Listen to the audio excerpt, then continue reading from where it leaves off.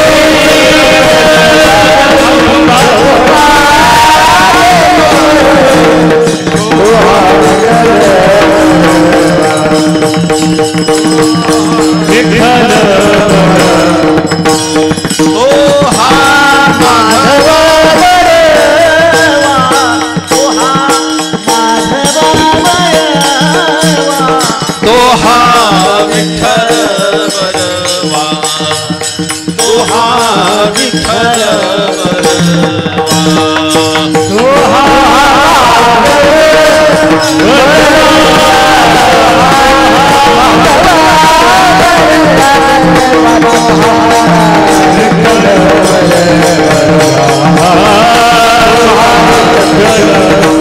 जय जय राम कृष्ण हरे जय जय राम कृष्ण हरे हरे जय राम कृष्ण हरे जय जय राम कृष्ण हरे हरे जय राम कृष्ण हरे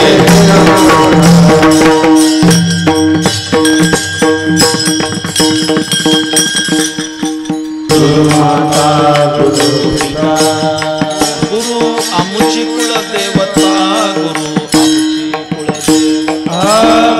आमुची कुल देवता गुरु आमुची कुल देवता गुरु आमुची कुल देवता गुरु आमुची कुल देवता गुरु माता गुरु पिता गुरु माता गुरु पिता गुरु माता गुरु पिता आमुची कुल देवता गुरु आमुची कुल देवता गुरु आमुची कुल देवता गुरु आमुची कुल देवता गुरु आमुची कुल देवता गुरु आमुची कुल देवता थोर पडता साकडे थोर पडता साकडे थोर पडता साकडे थोर पडता साकडे गुरु रक्षी मागे पुढे गुरु रक्षी मागे पुढे गुरु रक्षी मागे पुढे गुरु रक्षी मागे पुढे गुरु रक्षी मागे पुढे काया वाचा आणि मन काया वाचा आणि मन गुरु चरणीच अर्पण गुरु चरणीच अर्पण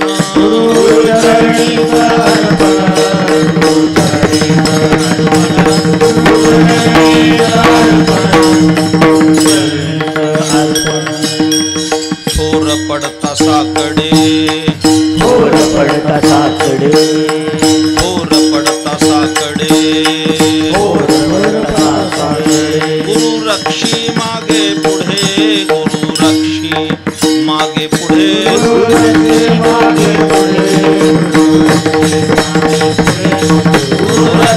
मागे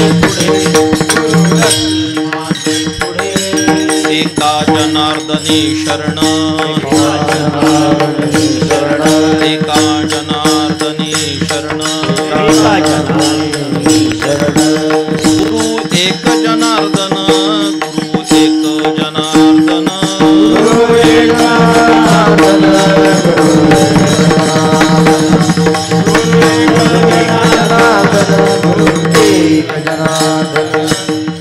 का जनार्दनी शरण एका जनार्दनी शरण एका जनार्दनी शरण गुरु एक जनार्दन गुरु एक जनार्दन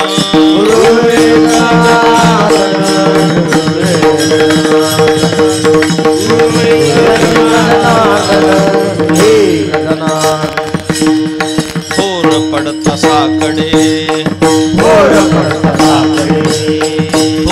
पडता साकडे गुरु रक्षी मागे पुढे गुरु रक्षी मागे पुढे गुरु रक्षी मागे पुढे गुरु रक्षी मागे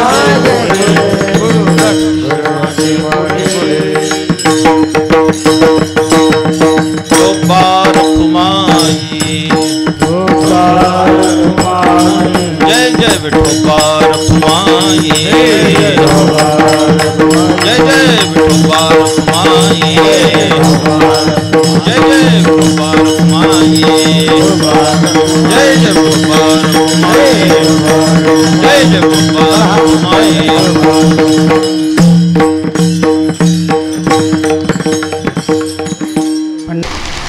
गुरु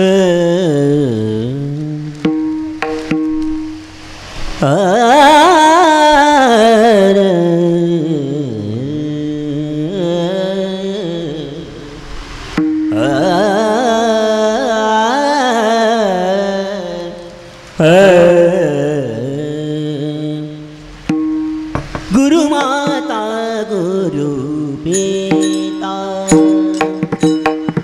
गुरु माता गुरु पिता गुरु माता गुरु पिता गुरु माता गुरु पिता गुरु माता गुरु पिता गुरु माता गुरु पिता गुरु माता गुरु पिता गुरु माता गुरु पिता गुरु आमची कुलदेवता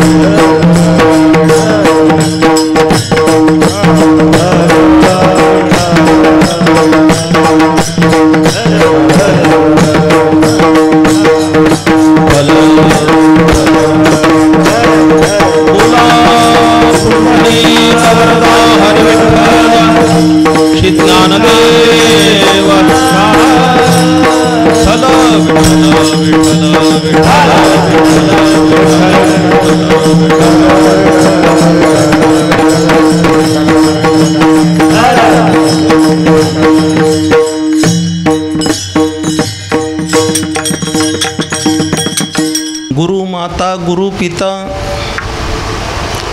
गुरु माता गुरु पिता गुरु आमुची कुळदेवता थोर पडता साकडे गुरु रक्षी मागे पुढे काया वाचा आणि मन गुरु चरणीच अर्पण थोर पडता साकडे गुरु रक्षी मागे पुढे एका जनार्दनी शरण एका जनार्दनी शरण गुरु एक जनार्दन थोर पडता साकडे गुरु रक्षी मागे पुढे विठ्ठल विठ्ठल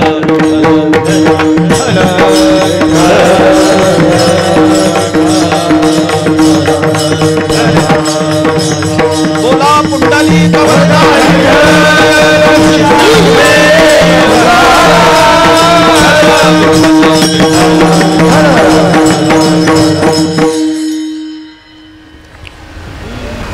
गुरु माता गुरु पिता गुरु माता गुरु पिता गुरु आमुची कुळदेवता थोर पडता साकडे गुरु रक्षी मागे पुढे. वारकरी संप्रदायाचे थोर संत शांती ब्रह्मर्षी एकनाथ महाराज यांचा हा एक प्रासादिक असा अभंग आहे. ज्या अभंगामध्ये सद्गुरूंचं महात्म्य वर्णन केलं आहे. माझ्या निरूपणाला प्रारंभ करण्यापूर्वी अंतकरणातील काही सात्विक स्पंदनं व्यक्त करणं कर्तव्य मानतो. भारताची आर्थिक राजधानी असणाऱ्या या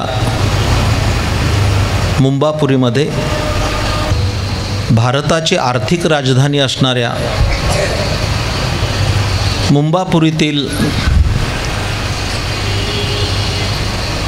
श्रमजीवींच्या वसाहतीमध्ये वारकरी संप्रदायाचा हा उत्सव होतो आहे. यापूर्वी मी मागील कालखंडात एकदा येऊन गेल्याचं मला आठवतं आहे. या उत्सवात मी दुसऱ्यांदा आलो आहे.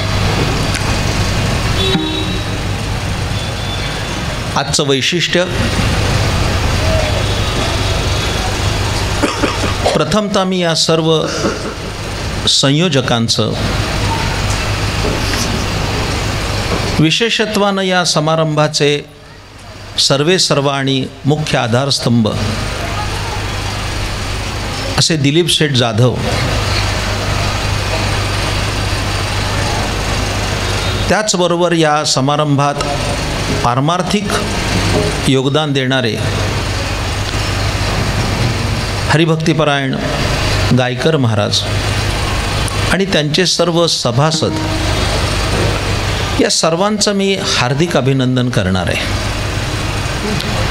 अभिनंदन कशा करता असा जर प्रश्न विचारला तर मुंबईसारख्या धकाधकीच्या जीवन प्रणालीत अनुकूल आणि प्रतिकूल कालखंड येत गेला,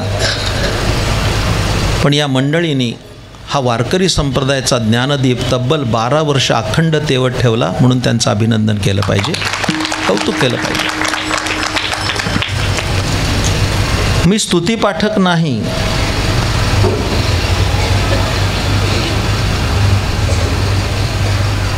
पण अनुभवी मात्र आहे. एखादी पारमार्थिक साधना जेवढ्या सहजतेनं सुरू होते तेवढ्या सहजतेनं त्याचं सातत्य टिकून राहत नाही, प्राय ती खंडित होते. अनेक उत्सव आम्ही बघितलेत की ते आरंभी मोठ्या जोमानं चालतात आणि उतरती काळा लागत ते बंद होतात.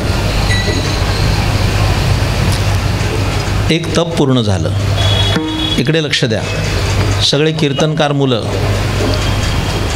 उद्या तो ना भावी कीर्तनकार व्हायचं, सगळ्यांनी इकडे लक्ष द्या.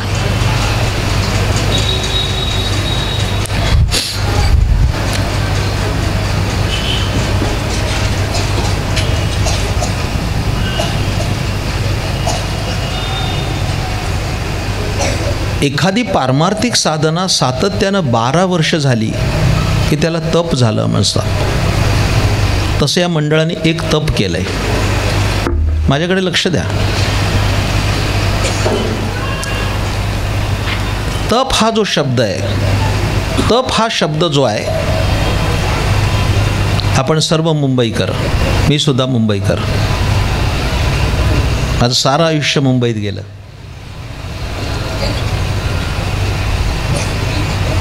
बिर्ला महाविद्यालयात माझं शिक्षण झालं. जवळपास आयुष्याची 40 वर्ष मुंबईत गेली. त्यामुळे मुंबई माहीत आहे मला. इथलं राहणीमान माहिती आहे, इथली जीवन प्रणाली माहीत आहे.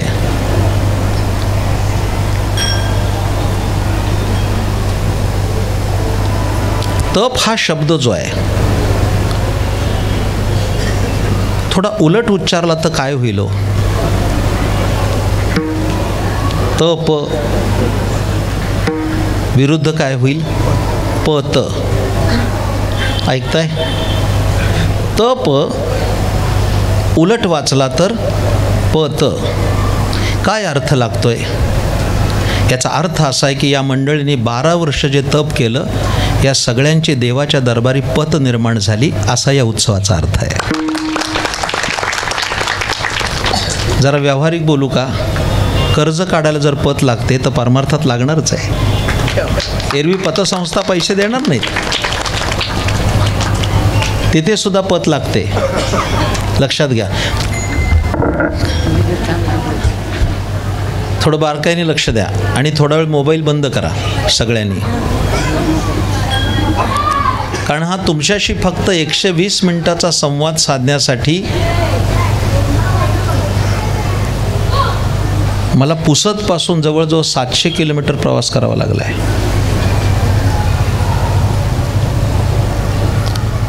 येणं एवढं सोपं आणि स्वस्त नाही. आणि मला असं म्हणायचं आहे की तुम्हीसुद्धा आपला मौलिक वेळ खर्च करून माझ्यापुढे 2 तास बसणार असाल तर उठताना तुमची झोळी रिकामी असता कामा नये. सर्वेंद्रियाचं कान करून ऐका. मी काही प्रस्तावना करतोय, तर हे एक पारमार्थिक साधन आहे, एक तप झालं आहे. आज एक अपूर्व असा योग आहे जो वारकरी संप्रदायामध्ये अत्यंत महत्त्वाचा आहे. आज माघ शुद्ध दशमी आहे. याच दिवशी वारकरी पंथाचे महान संत सद्गुरू बाबाजी चैतन्य यांनी तुकाराम महाराजांना स्वप्नामध्ये गुरुमंत्र दिला. पण आजचं कीर्तन विशेष आहे. आपण जर खूप शांततेनं ऐकलं तर मी काही चांगलं सांगू शकेन. शांत स्वभावाचा माणूस आहे. माझे ज्येष्ठ बंधू अमृतनाथ महाराजांचं काल कीर्तन झालं आहे, तेही शांत आहेत. दुर्दैवाने वारकरी कीर्तनाचा ऑर्केस्ट्रा हो पाहतोय. वारकरी कीर्तनात झालेलं ध्वनी प्रदूषण ही समस्या ठरू पाहते. मुळात वारकरी संप्रदाय हा शांत रसाचा आहे.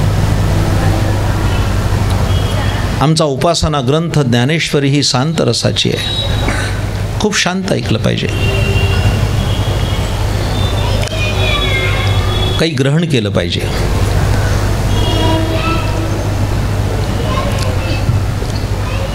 आजच्या दिवसाचं दुसरं वैशिष्ट्य कोणतं असेल, इकडे लक्ष द्या. पहिलं वैशिष्ट्य आहे की जगद्गुरू संत तुकाराम महाराजांना आज गुरुमंत्र लाभला.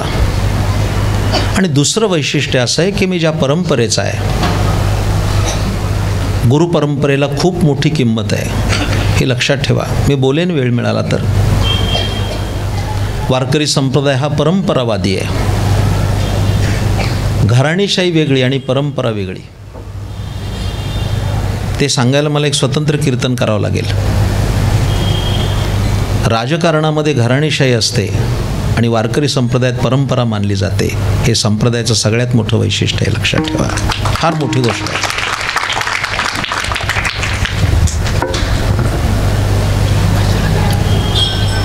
आमची परंपरा जी आहे ती संत श्रेष्ठ ज्ञानेश्वर महाराजांची आहे. 4 परंपरा मिळून वारकरी पंथाचं एकत्रीकरण झालं. मला माहिती आहे कोणी सांगणार नाही. आज दिनविशेष म्हणून सांगतोय. एक परंपरा नाथ परंपरा आहे, दुसरी चैतन्य परंपरा,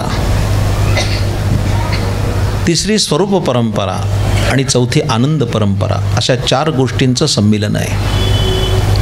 ज्ञानेश्वर महाराजांची नाथ परंपरा आहे, तुकाराम महाराजांची चैतन्य परंपरा आहे, नाथ महाराजांची स्वरूप परंपरा आहे आणि संत कबीरांची आनंद परंपरा आहे. हे लक्षात घ्या. या 4 गोष्टींचं एकत्रीकरण म्हणजे वारकरी पंथ आहे. आम्ही ज्या परंपरेचे पाईक आहोत ती संत श्रेष्ठ ज्ञानेश्वर महाराजांची परंपरा.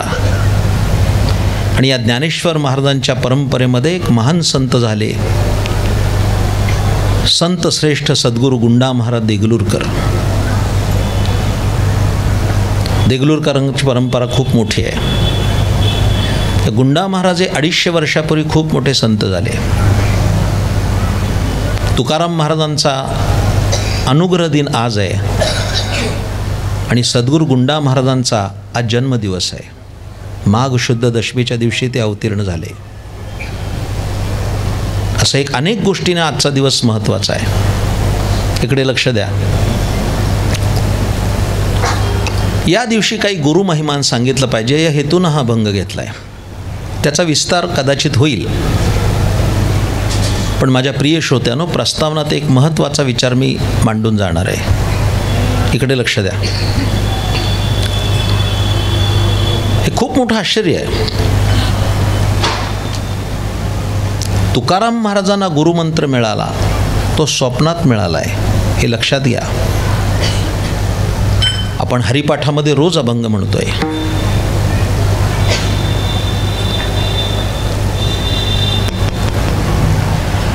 मला त्याविषयी काही चिंतन करायचं आहे आज.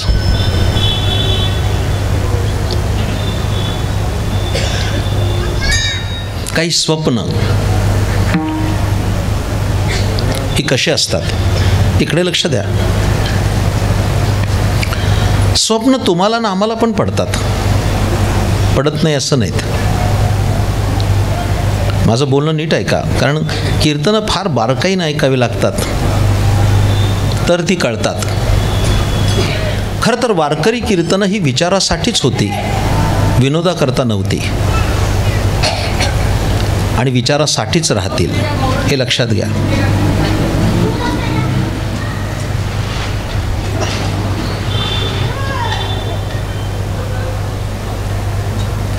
जागृती, स्वप्न, सुषुप्ती आणि तुर्या ह्या अवस्था आहेत.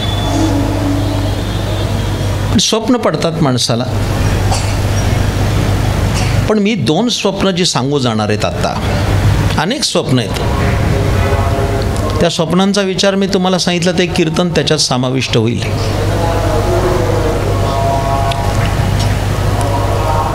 सर्वसामान्य माणसाला पडणारी स्वप्न सामान्यच असतात. एखाद्या सरपंचाला स्वप्न पडतं की मी मुख्यमंत्री झालोय.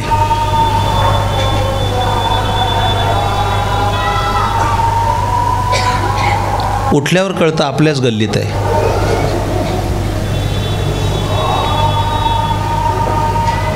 एखाद्या गायकाला स्वप्न पडतं की आपण पंडित भीमसेन जोशीसारखं गाऊ लागलोय. त्या क्षेत्रातल्या माणसाला स्वप्न पडणं स्वाभाविक आहे.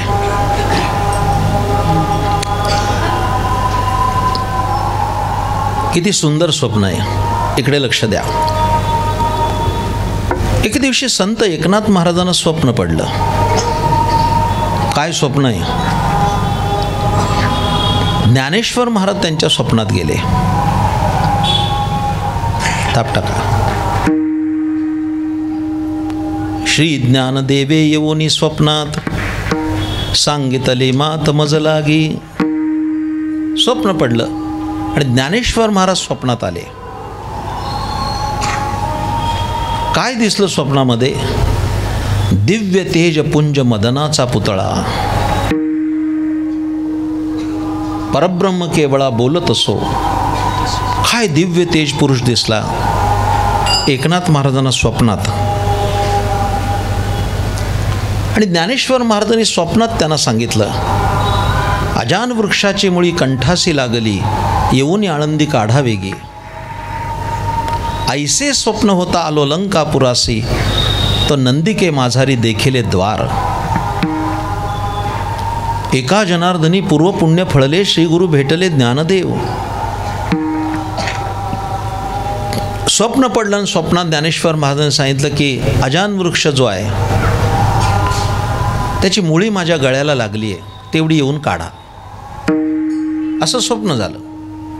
ऐसे स्वप्न होता आलो अलंकापुरासी, तो नंदिके माझारी देखिले द्वार.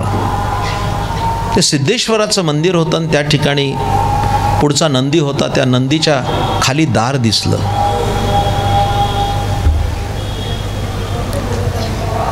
अगदी लहानपणी मी 30-40 वर्षापूर्वी आळंदीला गेलो त्यावेळेस ते दार मी पाहिलं. त्या नंदीच्या खाली एवढा एवढा दरवाजा होता, मी स्वतः पाहिलाय. पण आपले भाविक एवढे वेडपट की त्याच्यातून पेढाच टाक, फुलच टाक, असले उद्योग सुरू झाले. पंढरपूरला गेले की माणसं छटाकभर पेढे घेतात आणि सगळ्या देवाला तोंडाला चिटकवतात. हा काही परमार्थ नव्हे. नंतर त्याला मुंगळे लागतात.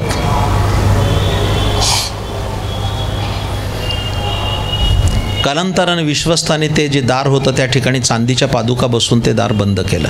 आता तिथे चांदीच्या पादुका आहेत, गेलात तर त्याच्या खाली दार आहे. उठवला नंदी शिवाचा ढवळा, उघडली शिळा विवराची.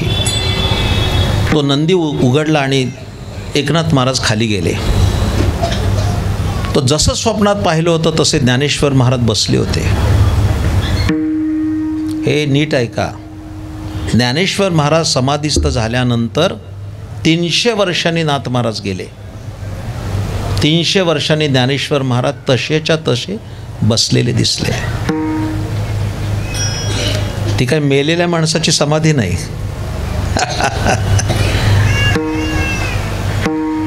ज्ञानदेवे घेतले दान बाबा बाळचंदू.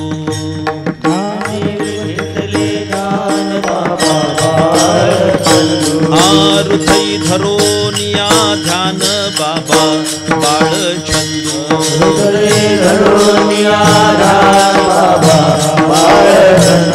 समाधी बैसला निर्वाण बाबा बाळचंदू.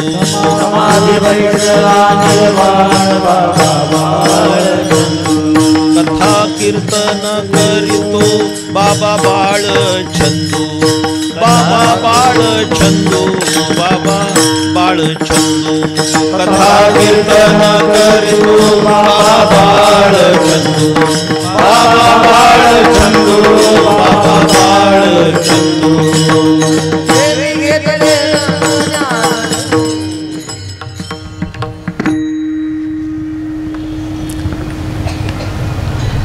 ज्ञानेश्वर महाराजांना विचारलं की अजान वृक्षाची मुळं कुठं लागली?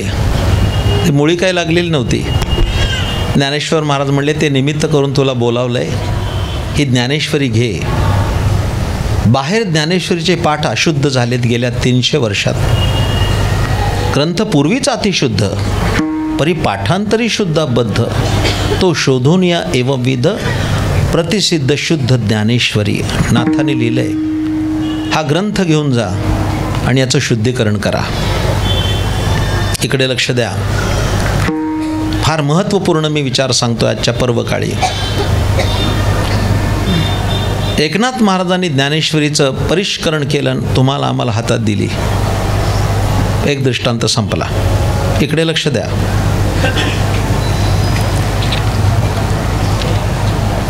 हे दुसरं स्वप्न आहे. जगद्गुरु संत तुकाराम महाराजांना स्वप्न पडलं. आणि स्वप्नामध्ये काय दिसलं, ते एक सत्पुरुष आले. त्या सत्पुरुषांनी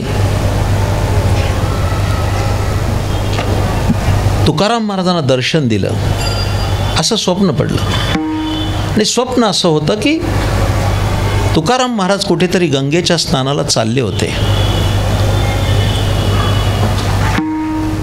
आणि गंगेच्या घाटावरच ते भेटले.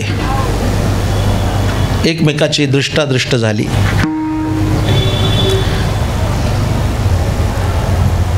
तुकाराम महाराजांच्या डोक्यावर हात ठेवला. आपलं स्वतःचं नाव बाबाजी असं सांगितलं.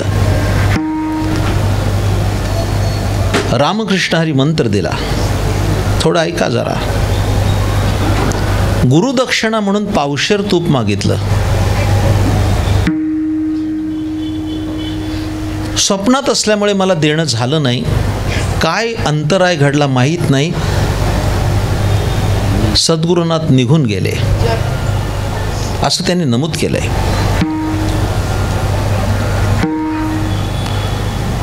तो दिवस माघ शुद्ध दशमीचा होता. पहाटे पहाटे स्वप्न पडलं. दिवस गुरुवार होता. त्यांनी माझा अंगीकार केला असं तुकाराम महाराज लिहिलंय. हे दुसरं स्वप्न. माझं सगळं कीर्तन कळावं अशी माझी अपेक्षा नाही,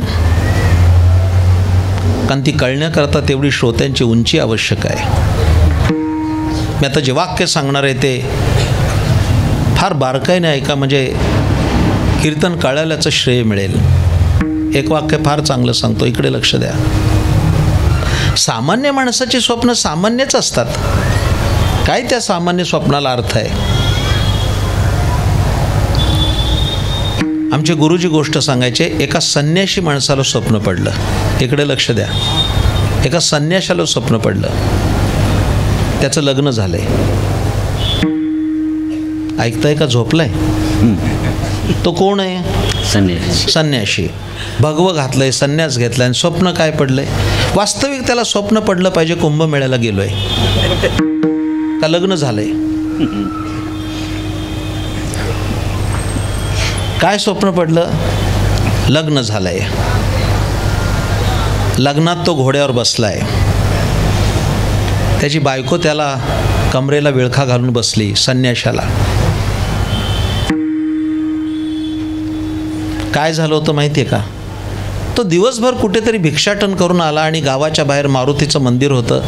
त्याचे 2 शिष्य बरोबर होते. त्या मारुतीच्या मंदिराच्या बाहेर कठ्ठाडा होता. उन्हाळ्याचे दिवस होते. त्या झाडाच्या पारावरच झोपला होता आणि त्याचे शिष्य शेजारी झोपले होते. आणि स्वप्न पडलं.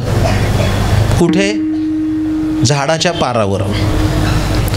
हा घोड्यावर बसलाय. त्याची बायको त्याला कमरेला विळखा घालून बसली. ऐकताय ना? स्वप्नात जे घोडं उधळलं,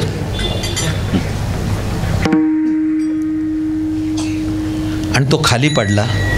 स्वप्नात घोड्यावरून पडला आणि इथं कट्ट्यावरून खाली पडला. स्वप्नात घोड्यावरून पडला आणि इथं त्या झाडाच्या कठाड्यावरनं खाली पडला.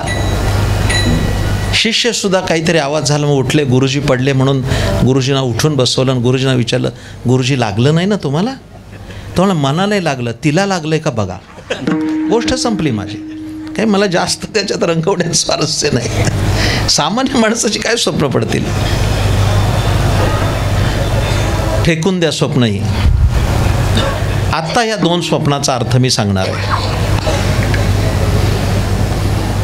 जगद्गुरू तुकाराम महाराजांनी ज्या ठिकाणी अभंग संहिता लिहिली त्या भंडारा डोंगरावर अनेक वर्ष कीर्तनात मी गेलोय.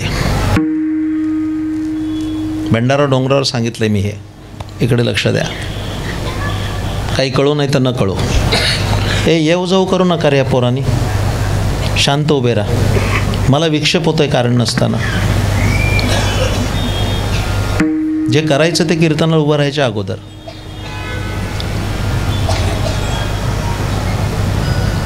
कुठे आलो होतो मी? त्या 2 स्वप्नांचा अर्थ मी काय सांगतो ते लक्षात घ्या. फार ताकदीनं सांगतोय मी. एक स्वप्न पडलं एकनाथ महाराजांना. असे अनेक स्वप्न, अनेक. थोर मोठ्यांची स्वप्न सांगू म्हणता. राजा हरिश्चंद्राला स्वप्न पडलं आणि स्वप्नामध्ये त्यांनी सगळं राज्य विश्वामित्राला दान केलं. असं स्वप्न पण राजा हरिश्चंद्राला पडलं. ऐकताय का? पण भारतीय संस्कृतीची उच्चांकी भूमिका कोणती आहे? सकाळी उठल्यानंतर जागृतीत ते दान देऊन टाकलं. राजा हरिश्चंद्राने सगळं दान देऊन टाकलं. एक कपड्यानिशी बाहेर निघाला. मी वाचलंय. स्वामी विवेकानंदांनी हा किस्सा अमेरिकेत सांगितला. ही गोष्ट माहिती आहे तुम्हाला? पुढचा आहे का? स्वामी विवेकानंदांनी हा किस्सा अमेरिकेत सांगितला की आमच्या भारतामध्ये एक राजा हरिश्चंद्र होता. त्याला स्वप्न पडलं. स्वप्नात त्यांनी ते दान देऊन टाकलं आणि सकाळी उठल्यानंतर स्वप्न त्यांनी सत्यात आणलं आणि आपलं सगळं राज्य विश्वामित्राला देऊन टाकलं. तेव्हा अमेरिकन लोकांनी त्यांना विचारलं, असं कसं होईल? असं कसं होईल? आत्ता तुम्हाला आज रात्री स्वप्न पडलं की शेजारच्या गणपतरावला मी 1,00,000 रुपये दिले, द्याल का सकाळी उठून? स्वप्नच सांगणार नाही, देण्याचा संभवच नाही. आणि तुम्ही जर म्हणला त्या गणपतरावला की मला स्वप्न पडलं, तू मला 1,00,000 रुपये दिले, तो कानाखाली देईल. असलं स्वप्न मला का नाही पडलं? हरिश्चंद्र राजाला स्वप्न पडलं की सगळं दान दिलंय राज्य. सकाळी उठून हरिश्चंद्राने सगळं राज्य विश्वामित्राला दान केलं. जेव्हा विवेकानंदांनी सांगितलं अमेरिकेत, तर तिथल्या लोकांनी विचारलं, असं कसं होईल? स्वप्नात दृष्टांत झाला, सकाळी कोण राज्य देईल? असं कसं घडेल? पुढे ऐकायचं आहे तुम्हाला? सांगू म्हणता. विवेकानंदाने हसून उत्तर दिलं, हे फक्त भारतातच घडू शकतं. दृष्टांत संपला. हे परदेशात तुमच्या पाश्चात्य राष्ट्रात घडूच शकत नाही. हे आमच्याच देशात घडू शकतं की स्वप्नातलं जागृती देऊ शकतोय. काय स्वप्न आहेत एकेकाची? आता मी स्वप्नांचा अर्थ सांगणार आहे. स्वप्न पडतात, काय पडतील आता मला त्या स्वप्नाचा विचार करायला जास्त वेळ नाही. कोणती शुभ असतात, कोणती अशुभ असतात. थोडंफार ज्योतिष पण शिकलोय मी. फक्त सकाळी येऊ नका. हे रात्री असं स्वप्न पडलं. स्वप्नांचे अर्थ असतात, शकुन असतात, अपशकुन असतात. रावणाचा निपात होण्यापूर्वी मंदोदरीला खूप वाईट स्वप्न पडलीत. रामायण वाचा. स्वप्न संकेत सांगत असतात भविष्याचे. ह्या 2 संतांचा विचार मी समोर ठेवून एक वाक्य सांगणार आहे जे तुम्ही आयुष्यभरात विसरू शकणार नाही. आज माघ शुद्ध दशमीच्या दिवशी लिहून ठेवा. उद्या स्टेटसला ठेवलं तरी चालणार आहे, सोशल मीडियाचा आश्रय करीत. एकनाथ महाराजांना स्वप्न पडलं. ज्ञानेश्वर महाराज स्वप्नात आले आणि ग्रंथाचं शुद्धीकरण झालं. हे माझं स्वतःचं संशोधन आहे. तुकाराम महाराजांना स्वप्न पडलं. बाबाजी चैतन्य महाराज आले आणि त्याने रामकृष्णारी मंत्र दिला. आता ऐका, आता मी फार महत्त्वाचं सांगतोय. सामान्यांची, माणसांची स्वप्न सामान्य असतात. संतांची स्वप्नसुद्धा लोककल्याणकारी असतात. स्वप्नातही ते समाजाचं कल्याण करतात. किंबहुना असं म्हटलं पाहिजे, ज्यांची स्वप्न समाजाचं कल्याण करतात त्या महापुरुषांना संत म्हणतात. त्यांची स्वप्नसुद्धा कल्याणकारी असतात. आता मी वाक्य काय सांगतोय ते ऐका. थोडं दीर्घ लांबवत चाललंय, त्याची उत्कंठा ताणत 2च वाक्य सांगतो. ही स्वप्न कशी कल्याणकारी असतात. नाथ महाराजांना स्वप्न पडलं आणि तुकाराम महाराजांना पण स्वप्न पडलं. वारकरी पंथाचं कल्याण झालं. काय कल्याण झालं ऐकता? एका स्वप्नानं वारकरी संप्रदायाला ज्ञानेश्वरी ग्रंथ दिला आणि दुसऱ्या स्वप्नानं वारकरी पंथाला रामकृष्णारी मंत्र दिला. एकानं ग्रंथ दिला आणि एकाने मंत्र दिला. इतकी ती महत्त्वाची असतात, लक्षात ठेवा. एकनाथ महाराजांच्या स्वप्नाने आम्हाला ग्रंथ मिळाला ज्ञानेश्वरी, आणि तुकाराम महाराजांच्या स्वप्नाने आम्हाला रामकृष्णारी मंत्र मिळाला. हे स्वप्न किती कल्याणकारी असतील. असा हा परमपवित्र दिवस माघ शुद्ध दशमीचा विचाराकडे प्रवृत्त होतो. इकडे लक्ष द्या. फार महत्त्वाचा विचार आहे. आहार, निद्रा, भय, मैथून हे सर्व योनी समसमान. ह्या सगळ्या योनी आहेत, त्याच्याकडे मला जास्त प्राधान्य द्यायचं नाही. पण मनुष्य देहामध्ये सर्वात मोठी योजना असेल तर त्याला ज्ञान ग्रहण करण्याची विशिष्ट अशी यंत्रणा देवाने ठेवली आहे. मनुष्य देहात ज्ञान आहे.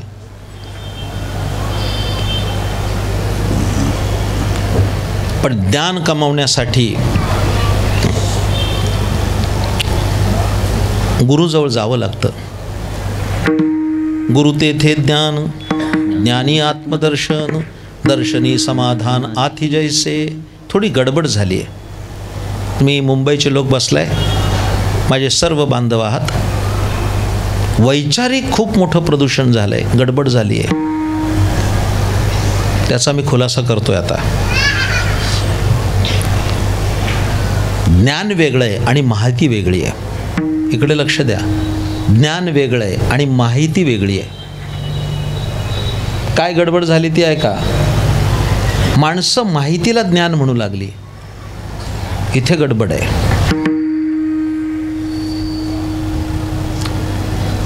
थेरी म्हणजे ज्ञान नाही. ज्ञानाचा विचार खूप मोठा आहे. ते ज्ञान पैगा बरवे, जरी मनी आथी आणावे, तरी संताया भजावे सर्वस्वेसी. जे ज्ञानाचा कुरुठा, तेत सेवा हा दारवंटा. तो स्वाधीन करी सुभटा ओळगोनी, तनू मनू जीवे चरणासे लागावे. आणि अगर्वता करावे दास्य सकळ. मग अपेक्षित जे आपुले, ते सांगता ती पुशले. जेणे अंतःकरण बोधिले संकल्पानये. ज्ञानेश्वरी किती गोड बोलते.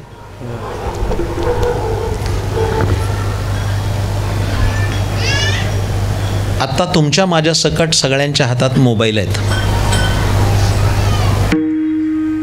ही मुलं तर त्याच्यापेक्षा निपुण आहेत. नको ते ज्ञान. ठार झोपलेत लोक.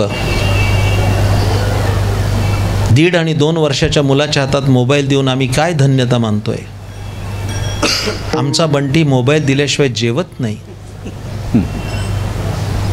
ही बावळट आई फुशारकीने सांगते. कधी जागे होणार?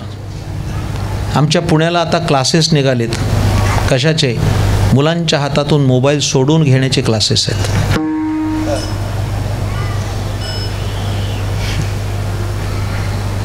ज्याने मुलांचं नुकसान होणार आहे. मग तिकडे काही जायचं नाही. सामाजिक जाणीवा म्हणून एक गोष्ट सांगतोय.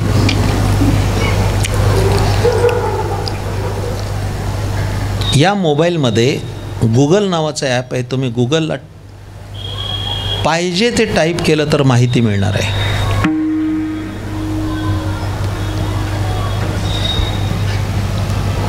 नुसतं टाईप केलं की. अलीकडे अभंग नवीन असाल तर टाळकरी लगेच मोबाईलवर बघतात. एवढी कॉपी करतायत. अभ्यासाचं नावच नाही, पाठांतराचा पत्ताच नाही. तुम्ही टाईप केल्यावर तुम्हाला पाहिजे ते मिळेल. हा संगणक युगाचा खूप मोठा फायदा आहे. मला असं वाटतंय की तुम्हाला कळत नाही काही गोष्टी, की यंत्रामुळे बुद्धीला गंज चढत चाललाय. पावकी, निमकी, सवयकी, अडीचकी कंठस्थ होती माणसांच्या. मी स्वतः अडीचकी म्हणत होतो. 2 एके 2, 2 दुने 5, 2 तिने 7.5. यातल्या एकाने मला आता 29चा पाडा म्हणून दाखवावा, मी लगेच पैसे देतो. कॅल्सी आली लगेच बटन, 4 आकडी गुणाकार. बुद्धीला गंज चढत चाललाय माणसाच्या. मला तिकडे जास्त विस्तार करायचं कारण नाही.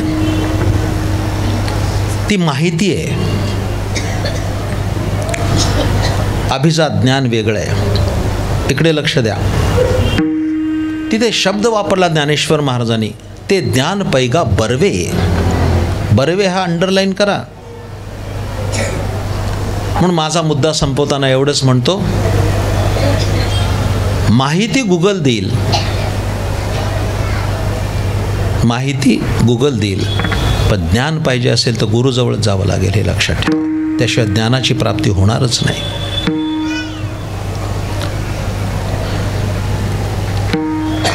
असे जे गुरु, त्यांची कृतज्ञता व्यक्त करण्याचा आजचा दिवस.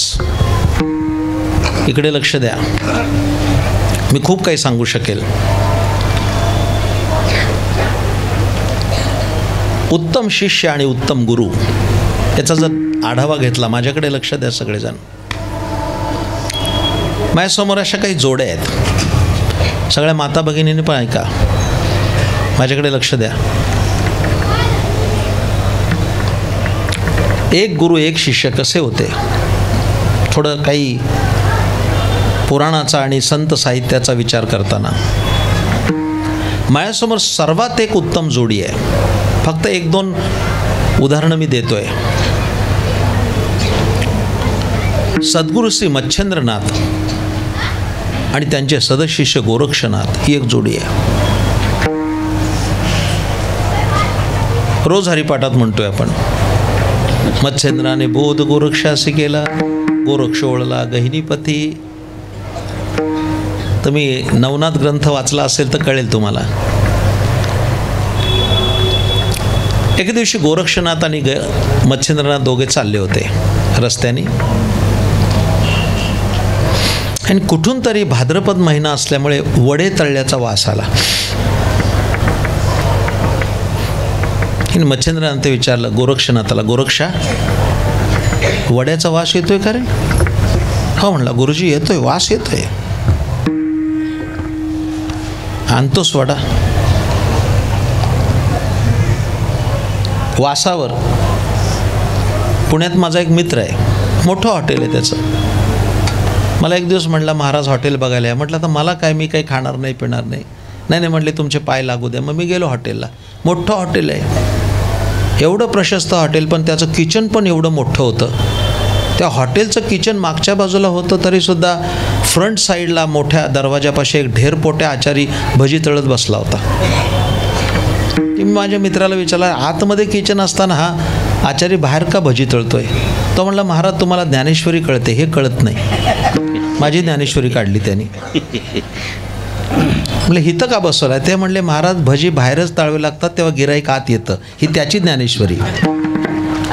बाहेर तळलं पाहिजे, वास गेला पाहिजे. आता कल्पना करा, आपण इथून चाललोय आणि बाहेर भजी तळतायत आणि एकादशी असावी. पुढचं सांगूच का मी तुम्हाला?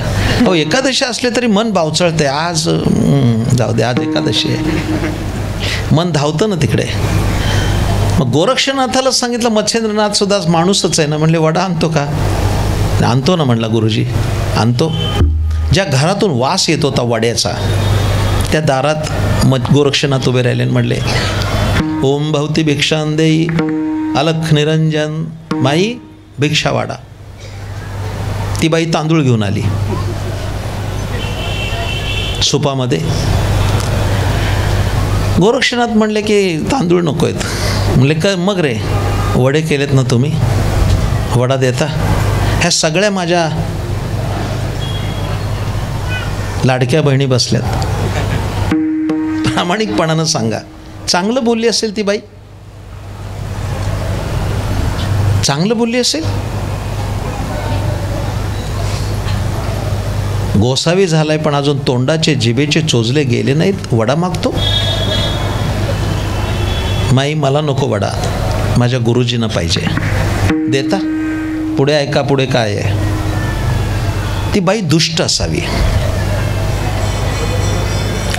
ती म्हणाली, वडा देते, तुझा डोळा देतो.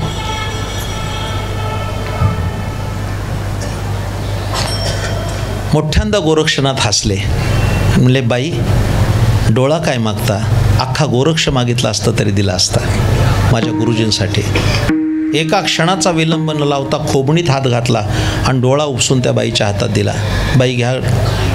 असं काही घडेल विपरीत असं त्या बाईला पण वाटलं नाही. घाबरली, पळत आतमध्ये गेली, वडा आणला, गोरक्षाच्या हातात दिला. गोरक्षनाथ एक डोळ्यावर हात ठेवून एका हातात वडा घेऊन आले, आपल्या गुरुजींना वडा दिला. गुरुजीने वडा खाल्ला आणि मग लक्ष गेलं डोळ्याकडे. डोळ्याला धार लागली होती रक्ताची. गोरक्षा, काय झालं रे? काही झालं नाही गुरुजी. रक्त का वाहत आहे? वडा मागायला गेलो, त्या बाईने डोळा मागितला.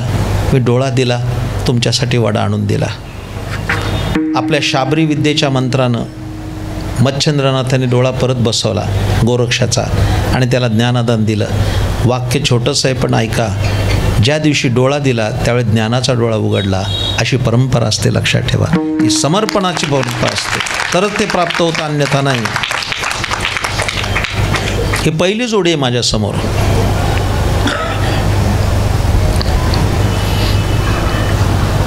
दुसरी जोडी जी आहे ते सद्गुरू श्री निवृत्तीनाथ आणि त्यांचे सदशिष्य ज्ञानेश्वर महाराज. माझ्या प्रिय श्रोत्यानो, ज्ञानेश्वर महाराजांचा गुरुभक्त शोधून सापडणार नाही सकल वाङ्मयामध्ये. ज्ञानदेव म्हणे गुरुचा मी दास, नेणे साधनास आन काही नेणे साधनास. ज्ञानदेव म्हणे गुरुचा मी दास, नेणे साधनास आन काही नेणे साधनास.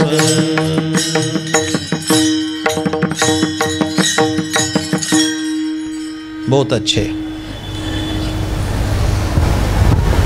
विश्वाच्या तत्वज्ञानाला गवसणी घालणारा ग्रंथ ज्ञानेश्वर महाराजांनी सांगितला, पण तो मी केला नाही म्हणतात. हे श्री निवृत्तीनाथाचे गौरव आहे जी साचे, ग्रंथ नो हे कृपेचे वैभवती, हे त्यांचं आहे. काय गुरुनिष्ठा असेल. तिसरी जोडी माझ्यासमोर आहे ते जनार्दन पंत आणि त्यांचे शिष्य एकनाथ महाराज. नाथ भागवत वाचा तुम्ही. इथं फारसे वारकरी नाही आहेत मला माहिती आहे. नाथ महाराजांचं भागवत वाचा. प्रत्येक अध्यायाच्या नमनात आरंभीला जनार्दन पंतांचंच नाव दिले त्यांनी. मंगलाचरण आपल्या गुरुचं केलं आहे. इतकं क्लिष्ट सांगायचं मला काही कारण नाही. चौथी जोडी आहे जगद्गुरु संत तुकाराम महाराज आणि त्यांचे सदशिष्य निळोबाराय. तुकाराम महाराजांकडनं अनुग्रह मिळावा म्हणून निळोबारायांनी 42 दिवस उपवास केला.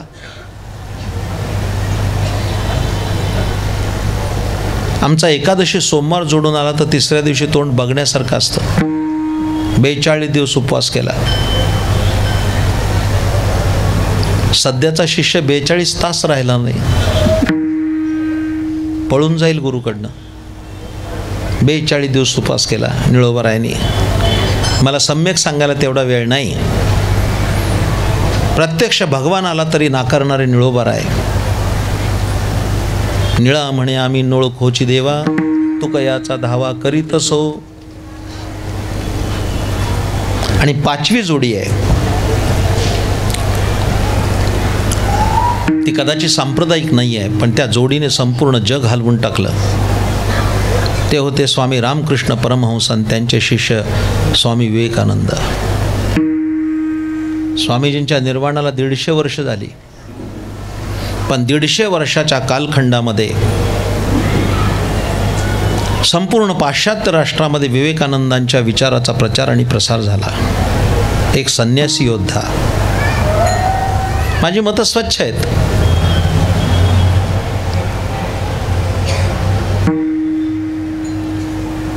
भारताला स्वातंत्र्य मिळालं, इंग्रज सरकार इथून गेलं, पण जाताना भारतातला कोहिनूर हिरा घेऊन गेलं आणि छत्रपती शिवाजी महाराजांची भवानी तलवार पण घेऊन गेलं. फार दुष्ट लोक होते.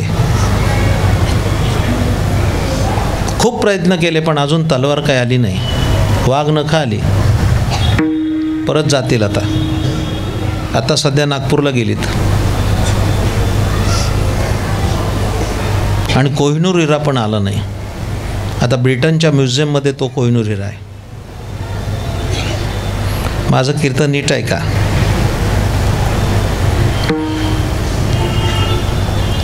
भारताचा कोहिनूर हिरा आज ब्रिटनमध्ये आहे, तो परत भारतात आला नाही. भारताचं फार नुकसान झालं नाही, पण परदेशात गेलेले स्वामी विवेकानंद परत आले नसते तर मोठं नुकसान झालं असतं. लक्षात ठेवा. विवेकानंद परत आले, भारताचं वैभव वाढवलं. लक्षात ठेवा. एक अद्वितीय अशी जोडी. पण हे केव्हा साध्य होतं? याच्या मुळाशी काय असू शकतंय? फार ऐकण्यासारखं आहे. गुरुमाता गुरुपिता, गुरुमाता गुरुपिता, गुरुमाता गुरुपिता, गुरुमाता गुरुपिता. गुरु आमुची कुळदेवता, गुरु आमुची कुळदेवता. थोर पडता साकडे, थोर पडता साकडे, गुरु आमची कुळदेवता, गुरु आमची कुळदेवता. थोर पडता साकडे, थोर पडता साकडे. गुरुमाता गुरु हा पिता, गुरुमाता गुरु हा पिता. गुरुमाता गुरुपिता, गुरुमाता गुरुपिता.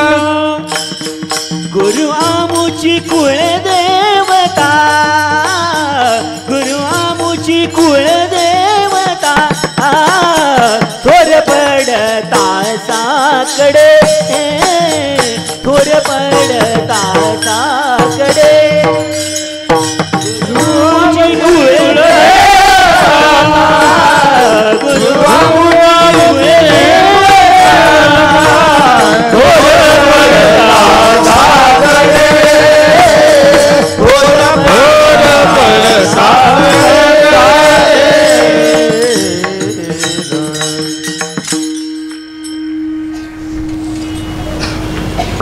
मुंबईमध्ये मुंबईकरांचं भजन होतं. जुन्या लोकांना आठवत असेल, नवीन मुलांना आठवणार नाही. आणि त्यामध्ये वैकुंठवासी तुळशीराम दीक्षित होते.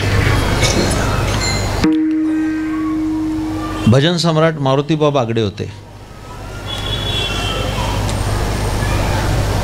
मारुतीबुवांनी गड्यानो राजा किरे झाला हे जे कंपोजिंग केलंय, हे चंद्र सूर्य असेपर्यंत गायलं जाईल, इतकं सुंदर गायलंय. आणि 5 रंगाच्या 5 गवळणी, फार सुंदर आहे. आणि मारुतीबुवांकडनं हा सगळा वारसा घेणारे पंढरीनाथ केसरकर आज कीर्तनात आहेत. त्याने आत्ता जे प्रमाण म्हटलं, भजनातलं एक उत्तम व्यक्तिमत्व. आणि दिनेश महाराजांचा त्यांचा अनुबंध खूप चांगला आहे. भजन फार सुंदर. 3 विशेषणं दिलीत. माझ्याकडे लक्ष द्या. गुरु आई असते, गुरु बाप असतो, आणि नाथ महाराज म्हणतात गुरु आमचं कुलदैवत आहे. 3 गोष्टी आहेत. गुरु आई असते म्हणून ज्ञानेश्वर महाराजांना आपण आई म्हणतो, आहे ना. ज्ञानराज माझी योग्याची माऊली, जेणे निगमवल्ली प्रगट केली. इकडे लक्ष द्या.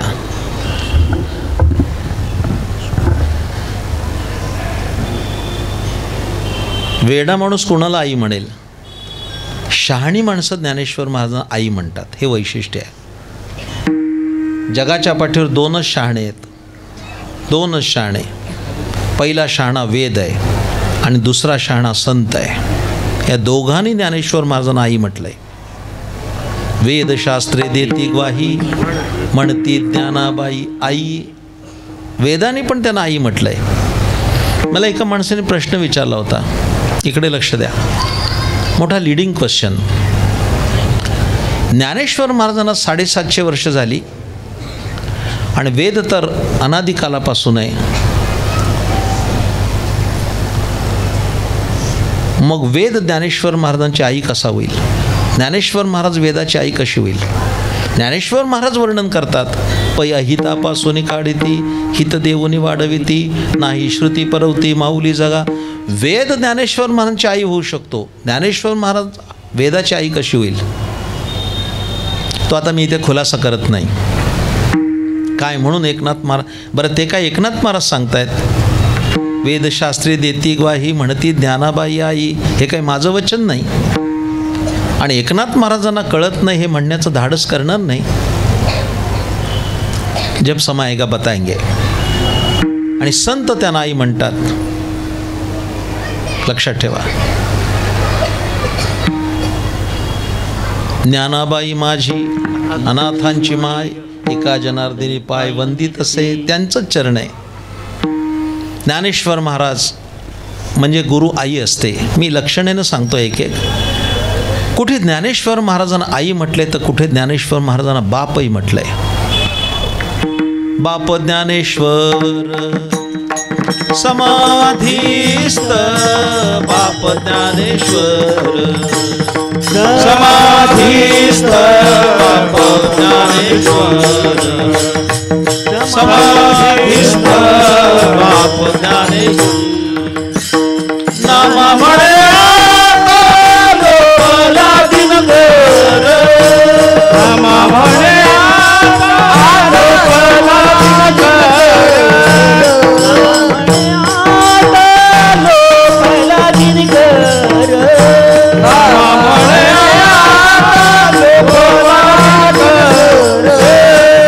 नामा म्हणे आता लोकला दिनभर, बाप ज्ञानेश्वर समाधीस्थ, बाप ज्ञानेश्वर समाधीस्थ.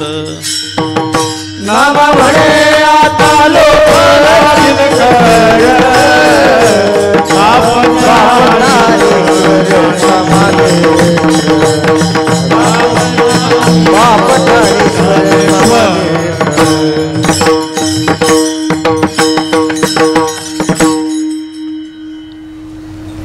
दोन मुद्दे संपले. थोडं ऐकण्याला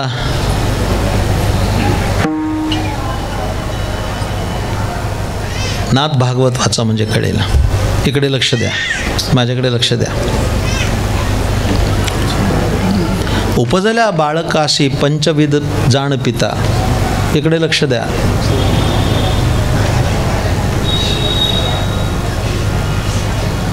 पाच प्रकारचे बाप असतात. ते सांगायला एक स्वतंत्र कीर्तन करावं लागेल. उपजल्या बाळकासी तत्वता, पंचविध जाण पिता. मला त्या सगळ्याचा विचार करायचा नाही. सगळ्यात महत्त्वाचा जो पिता आहे तो त्याचा गुरु असतो. इकडे लक्ष द्या. मी आता एवढा विस्तार करत नाही.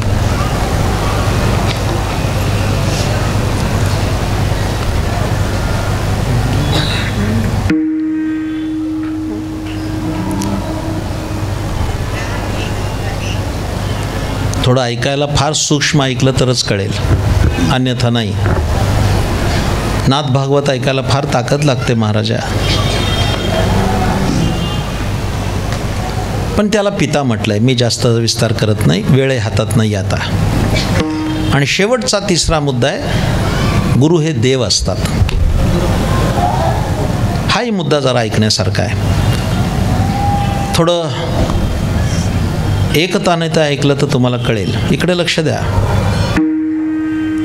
माझ्या गुरुजींनी त्याला फार सुंदर चिंतन केलंय त्याचं, पसायदान सदरात.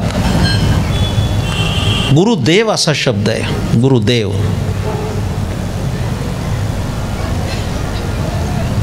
दोन शब्दांचं मिश्रण आहे.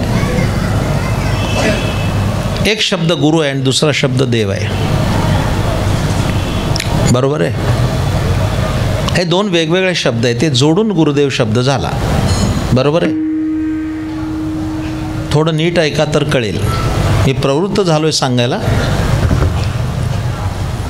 गुरु हा देव असतो.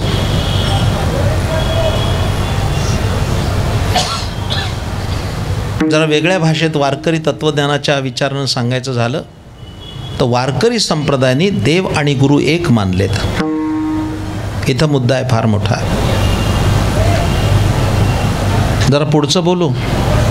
साधना करणाऱ्या साधकाचं पुण्य वाढलं की देवच गुरु बनून येतो.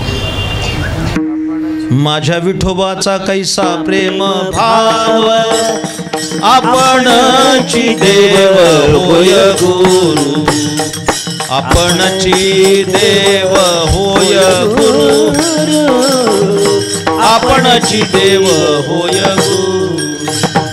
माझ्या विठोबाचा कैसा प्रेम भाव, आपणची देव होय गुरु, आपणची देव होय गुरु, आपणची देव होय.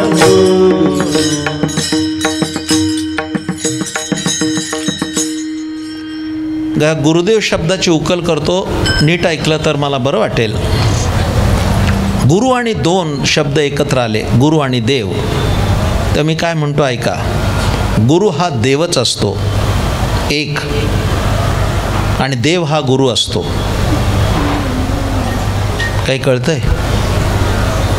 गुरु हा देव असतो आणि देव गुरु असतो. मला माहिती आहे चटकन कळणार नाही खुलासा केल्याशिवाय.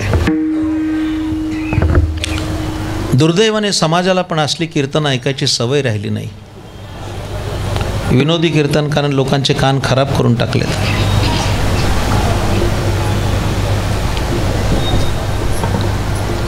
आता खुलासा करतो, इकडे लक्ष द्या.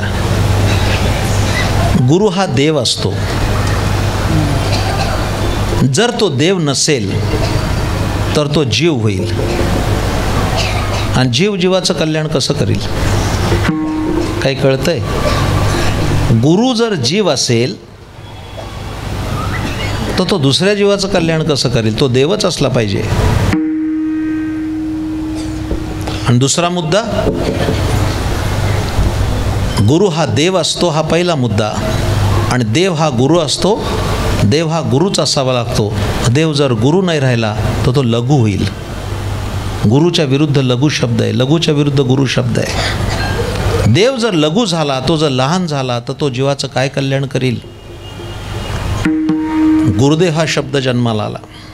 ज्ञानेश्वरी वाचा, आता विश्वात्मको हा माझा स्वामी श्री निवृत्तीराजा, तो अवधारू वाक्पूजा ज्ञानदेव म्हणे. आता विश्वात्मके देवे, येणे वाग्यज्ञे तोषावे. सद्गुरू निवृत्तीनाथांना काय उच्चार केला आहे? ते देव आहेत. तुमचं कल्याण करून घ्यायचं असेल तर काय सांगतो ते ऐका. अनेक शिष्य माझे बसले तिथे. पण जोपर्यंत गुरुला तुम्ही माणूस समजताय तोपर्यंत तुमचं पतन होत राहणार. ज्या दिवशी तुम्ही त्यांना परब्रह्म समजाल त्या दिवशी उत्कर्षाची पहिली पायरी चढाल. हे लक्षात घ्या. मी बोलू का? श्लोक म्हणणं सोपं आणि जगणं अवघड आहे. रोज म्हणताय ना तुम्ही, गुरुर्ब्रह्मा गुरुर्विष्णू गुरुर्देव महेश्वरा, पुढे काय? साक्षात गुरु साक्षात परब्रह्म तस्मै श्री गुरुवे नमः. कोण आहे? उघडे परब्रह्म सद्गुरूची मूर्ती, पुरवी ती आरती शिष्याची या, पुरवी ती आरती शिष्याची या. पुरवी ती आरती शिष्याची या, पुरवी ती आरती.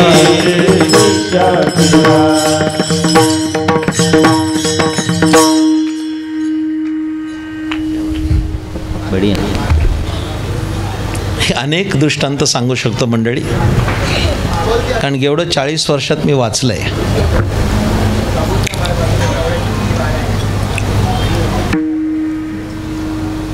किती अवघड असतं. इकडे लक्ष द्या.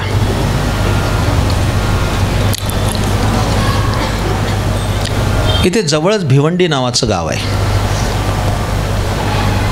ते महान संत राहत होते, संत माऊली शांताराम भाऊ जयवंत. जा कधीतरी.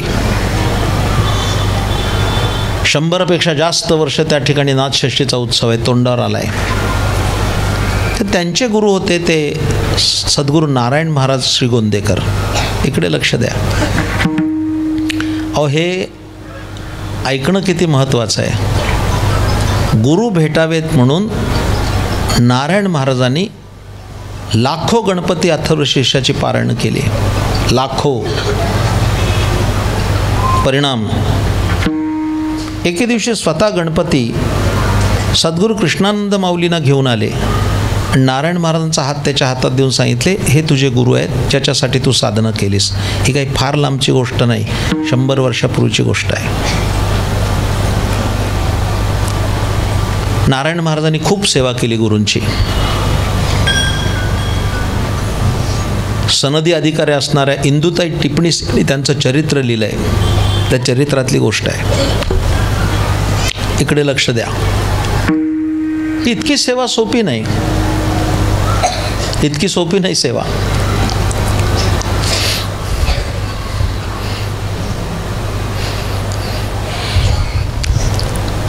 आज पर्वकाळी ती सांगतोय. नारायण महाराज तिकडे राहिले श्रीगोंद्याला त्यांच्या गुरुजींच्या घरी. 12 वर्ष सेवा केली त्यांनी, 12 वर्ष. पण मठात सेवेला जात होते, गुरुजींची पडलेली कामं करत होते, झाडून काढत होते, भांडी घासत होते, मंदिरातली सेवा करत होते. गुरुसेवेसाठी शेजारी एक रूम घेतली होती, त्या खोलीमध्ये राहत होते 12 वर्ष. दुपारपर्यंत काम करायचं आणि घरी यायचं, घरी येऊन स्वयंपाक करायचा, जेवायचं. दुपारचे कृष्णानंद माऊली झोपायचे, तेवढ्यात जेवण करून ते उठायच्या आत परत मठात जायचं. दिवसभर रात्रभर सेवा करायची. अशी 12 वर्ष गेली. इकडे लक्ष द्या. पण 12 वर्षामध्ये कृष्णानंद माऊलींनी नारायण महाराजांना विचारलं नाही, जेवलास का नाही.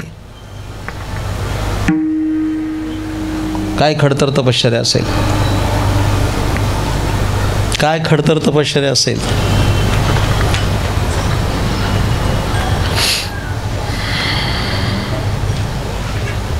एके दिवशी दुपारचे नारायण महाराज, उशीर झाला, 1-2 वाजून गेले. स्वामी झोपल्यानंतर घरी गेले. स्वयंपाकाला वेळ नव्हता. आणखी तासाभराने ते उठणार, स्वयंपाक कधी होणार. रात्रीचा भात शिल्लक राहिला होता. त्यांच्या चरित्रात गोष्ट आहे. उन्हाळ्याचे दिवस होते, रात्रीचा भात शिल्लक राहिला होता, तेवढाच खाऊन परत जाऊ. पातेला आता भात ताटात घेतला, त्याच्यावर एक चटणी टाकली, गप्पा गप्पा भात खाल्ला. तरी भात शिल्लक होता पातेल्यात. आता हा काय करायचा. एखाद्या कुत्र्याला घालावं म्हणून त्याने ते भाताचं पातेलं उचललं, बाहेर आणलं, एका कागदावर तो भात ओतला आणि आतमध्ये जाणार एवढ्यात ते कुत्रं आलं आणि त्या भाताला त्याने हुंगलं. वास घेता क्षणी त्या कुत्र्याने मान फिरवून निघून गेलं. तो भात आंबला होता, विटला होता. कुत्र्यांनी पण खाल्ला नाही. जो 2 मिनिटापूर्वी नारायण महाराजांनी खाल्ला होता, कुत्र्यांनी नाही खाल्ला. ते पाहिल्यानंतर नारायण महाराजांच्या डोळ्यात घळाघळा अश्रू आले आणि स्वतःचीच पाठ थोपटली आणि सांगितलं, गुरुसेवेमध्ये तुझ्या जिभेची सुद्धा चव गेली. हा गुरुभक्तीचा विजय लक्षात ठेवा. लक्षात आलं नाही तो भात विटलाय.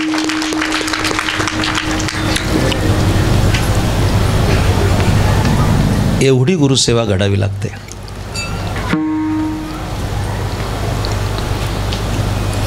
आज गुरुदशमीचा दिवस आहे म्हणून एक विशेष काही प्रकरण सांगतोय.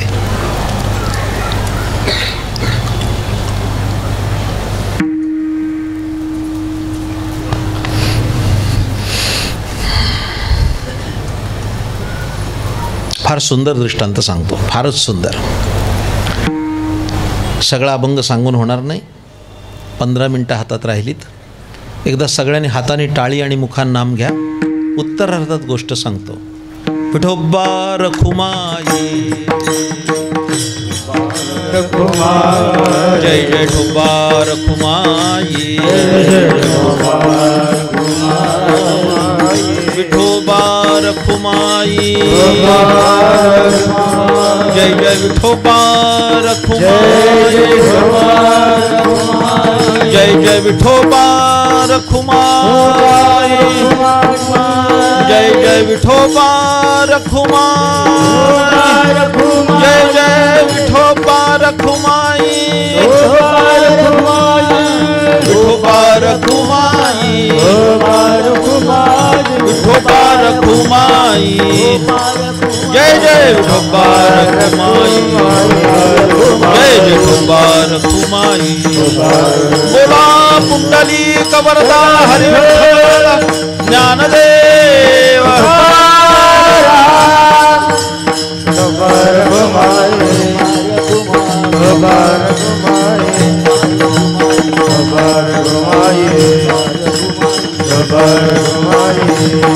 जय जय विठोबा रखुमाई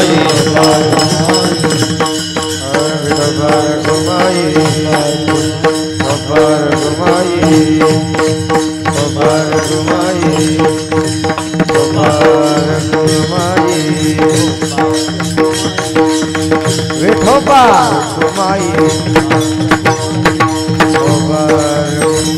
बोला पुंडलिक वरदा हरि विठ्ठल ज्ञानदेव विठ्ठल विठोबा रखुमाई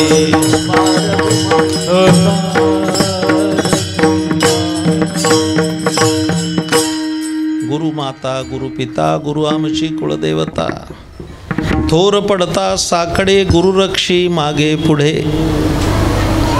एकच दृष्टांत सांगून समारोप करणार आहे. माझ्याकडे लक्ष द्या. खूप शांत ऐकलं तुम्ही कीर्तन.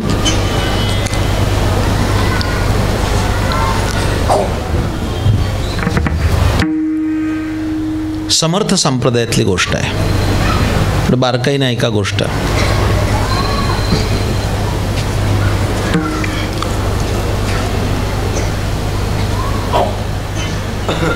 समर्थ रामदास स्वामी एक महान संत होते. ते रामनवमीचा उत्सव करायचे दरवर्षी आणि रामनवमीच्या उत्सवासाठी लागणारा सगळा दाणा गोटा आर्थिक हे स्वतः छत्रपती शिवाजी महाराज पुरवत होते. हे लक्षात घ्या. कोणताही उत्सव असेल तर त्याला राजाश्रय पाहिजे. ते चांगले चालतात. धनिक माणसांनी धार्मिक उत्सवाच्या मागं आपली दातृत्व शक्ती उभी करून ते उत्सव मोठे केले पाहिजेत. हे लक्षात घ्या. हे बोलकं उदाहरण आहे. रामनवमीचा सगळा उत्सवाचा खर्च स्वतः शिवाजी महाराज देत होते. एक वर्ष असं उजाडलं की कुठेतरी मोहिमेवर राजेसाहेब गेले आणि जाताना सांगून गेले की दरवर्षीप्रमाणे सगळं गुरुजींना पोच करा, पण ती रसद काही आली नाही. काय झालं देव जाणे. इकडे लक्ष द्या. असं होतं कधी. तोंडावर रामनवमी आली तरी जे धान्य यायला पाहिजे, जी आर्थिक मदत पाहिजे ती आली नाही. फार बारकाईने ऐका हा दृष्टांत. समर्थ निश्चिंत होते. एक लहान मुलगा होता. ही जशी मुलं लहान लहान उभी आहेत का नाही टाळ घेऊन, त्या काही सगळ्यांनाच कीर्तन कळतं असं नाही. एक पिलू तर मगाशी टुकूटू बघतोय. गेली 1.5 तास झालं माझ्याकडे. म्हणजे बारीक लक्ष आहे त्याच्याकडं. मला या मुलांचं कौतुक नाही करायचं. कौतुक केलं की मुलं बिघडतात. कौतुक करायचं झालं तर त्यांच्या आई वडिलांचं करेल की ज्यांना वाटलं आपला मुलगा वारकरी व्हावा. ते सोपं नाही आहे ते. ही बघा ही मुलं उभी राहिलीत डगले घालून. कशी दिसत आहेत सुंदर. लाजतायत पण थोडी.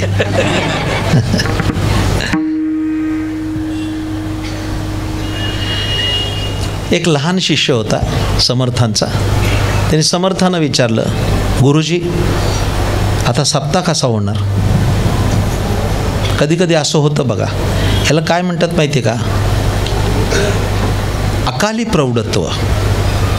ह्याला काय म्हणतात. अकाली प्रौढत्व. म्हणजे घरात लग्न निघालेलं असावं आणि 10 वर्षाच्या नातवाने आजोबाला विचार, आबोबा आजोबा बस्ता कधी बांधायचा. तुला काय करायचं आहे. ते म्हातारं बघून घेईल ना, पण त्याला काळजी. लग्न निघाले, बस्ता कधी बांधायचा. बस्ता कधी. तसं त्या शिष्याने विचारलं, सप्ताह कसा होणार. ते समर्थ म्हणाले, आम्ही काय कोणाचे खातो रे, प्रभू राम आम्हाला देतो रे. चला म्हटले. कल्याण स्वामीला समोर बसवलं आणि समर्थानी गणाधीश जो ईश सर्वा गुणाचा, मुळारंभ आरंभ तो निर्गुणाचा, नमो शारदा मूळ चत्वार वाचा, गमो पंथानंत या राघवाचा. 205 श्लोक दिले. मनाचे श्लोक म्हणतात त्याला. इकडे लक्ष द्या. आणि हे मनाचे श्लोक त्या प्रत्येक शिष्याला एक एक श्लोक दिला. हे श्लोक घे, चौपदरी घ्या आणि भिक्षा मागा. भिक्षेतून जे द्रव्य येईल त्याच्यात आपण रामनवमी साजरी करू. ज्याने विचारलं होतं ना रामनवमी कशी होणार, त्याला पण एक श्लोक गेला आणि तो श्लोक घेऊन भिक्षा मागायला गेला. त्याला श्लोक आला होता, समर्थाची या सेवका वक्रपा आहे, असा सर्व भूमंडळी कोण आहे, जयाची लीला वर्णिती लोकतिनी, नुपेक्षी कदा रामदासाभिमानी, जय जय रघुवीर समर्थ. ते पोर गेलं, एका ब्राह्मणाच्या दारात उभं राहिलं आणि भिक्षा मागितली. हा श्लोक म्हटला. तो ब्राह्मण जरा तापट होता. मला अजून कळत नाही की परमार्थ करणारे एवढे तापट कसे. हा श्लोक म्हटला तो, समर्थाची या सेवका वक्रपा आहे. त्या ब्राह्मणाला राग आला. त्याला असं वाटलं की हा समर्थाना म्हणतोय, त्याच्या गुरुना. वास्तविक समर्थाने श्लोक केला तो राम समर्थ म्हणून केला. अर्थात त्या ब्राह्मणाने काही चुकीचा अर्थ काढला नाही, गुरु समर्थच असतात. त्याला राग आला ब्राह्मणाने. त्याने असं पाणी घेतलं, अभिमंत्रित केलं आणि त्या मुलाला शाप दिला. त्याच्या अंगावर पाणी शिंपडलं. म्हणला, उद्याचा सूर्योदय तू पाहणार नाहीस, जा. घाबरत आलं पोरग. उद्याचा सूर्योदय बघणार नाही म्हणजे मृत्यू होणार. मठामध्ये रडत आला. समर्थ बसले होते. समर्थाने विचारलं, काय झालं रे? म्हणले, स्वामी भिक्षा मागायला गेलो आणि मृत्यू घेऊन आलो. म्हणजे त्या ब्राह्मणाने शाप दिला मला की उद्याचा सूर्योदय तू पाहणार नाहीस. समर्थ हसले. बाळ, माझा आशीर्वाद आहे, तू मरणार नाहीस, काळजी नको करू. तरी ते पोर रडायला लागलं. हो, रडणारच ना, रडणार का नाही? आत्ता तुम्हाला कोणीतरी शाप दिला की उद्याचा कालाचा प्रसाद तुम्ही खाणार नाही, काल्याला जिवंत असणार नाही, झोपाल का 2 दिवस? बहुतेक आजचा दिवस शेवटचा. पोर रडायला लागलं आणि समर्थ हसायला लागले.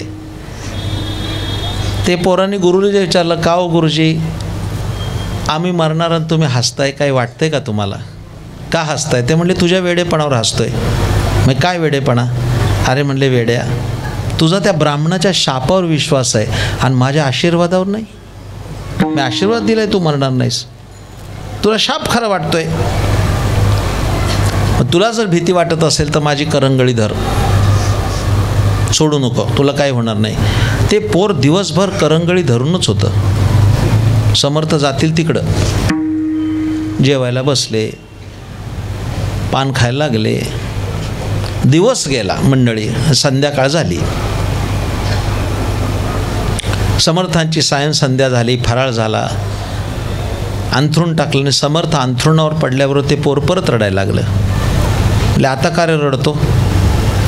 ते म्हणले, स्वामी आता तुम्ही झोपणार आणि आम्ही कायमचे झोपणार, कारण आता दिवसा मृत्यू नाही आला, म्हणजे रात्री येणार आणि तुम्ही झोपलेले असल्यानंतर आम्हाला कोण वाचवणार?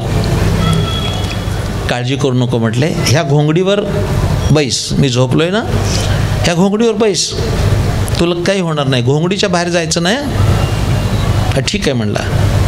समर्थ झोपले, त्याचे पाय चुरू लागला तो शिष्य. समर्थांना झोप लागली. याला कशी झोप येणार? भीती होतीच ना.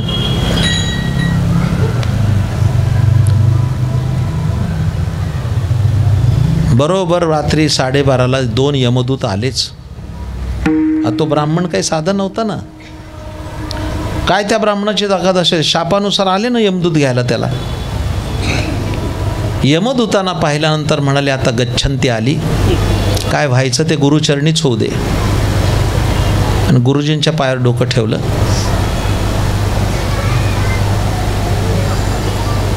शांत पडून राहिला. बराच वेळ काही हालचाल झाली नाही. असा हळू तिरक्या नजरेने बघत होता. तो यमदूत असा पाश टाकत होते आणि तो पाश सरसर येत होता. घोंगडीपाशी यायचा आणि परत जायचा. असं 2-4 वेळा झाल्यानंतर त्या शिष्याला लक्षात आलं की हे आपलं काहीच वाकडं करू शकत नाही. तो असा ताठ बसला आणि त्यांच्याकडे डोळे वाटारून बघायला लागला. कुछ बिघाड नाही सकते. मृत्यूची पण एक वेळ असते. ती वेळ संपली की तो खलास. ते यमदूत आले तसे गेले. तो शिष्य सुखावला, समर्थांच्या पायावर डोकं ठेवून झोपला.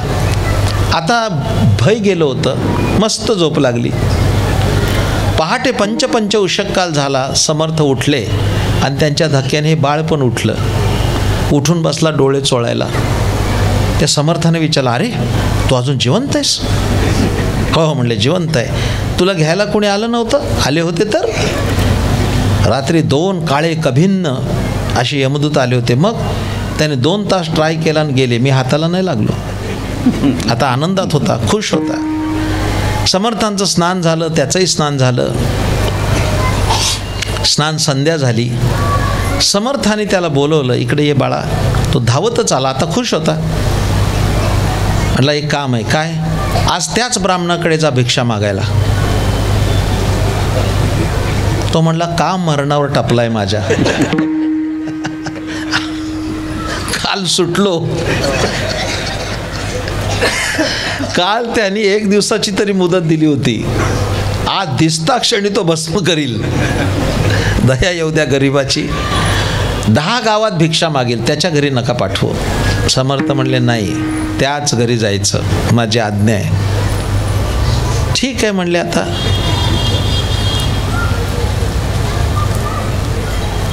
समर्थांना नमस्कार केला आणि बाहेर पडला. 5-25 पावलं गेला आणि परत आला. का रे आला? गुरुजी, तुमच्या इच्छेप्रमाणे त्या ब्राह्मणाच्या दारात जातो. तुम्हाला काही दया माया नाही आहे, पण आता जातो तुमची आज्ञा म्हणून. पण निदान तो श्लोक बदलून द्या. ज्या श्लोकानं तो गोंधळ झाला, दुसरा एखादा श्लोक द्या. तो म्हणतो, त्याला राग नाही येणार.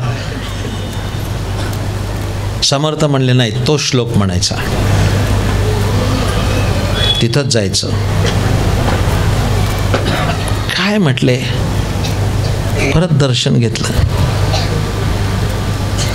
दर्शन घेताना त्याच्या डोळ्यासमोर एकच तुकाराम महाराजांचा अभंग होता, आता नाही येणे जाणे.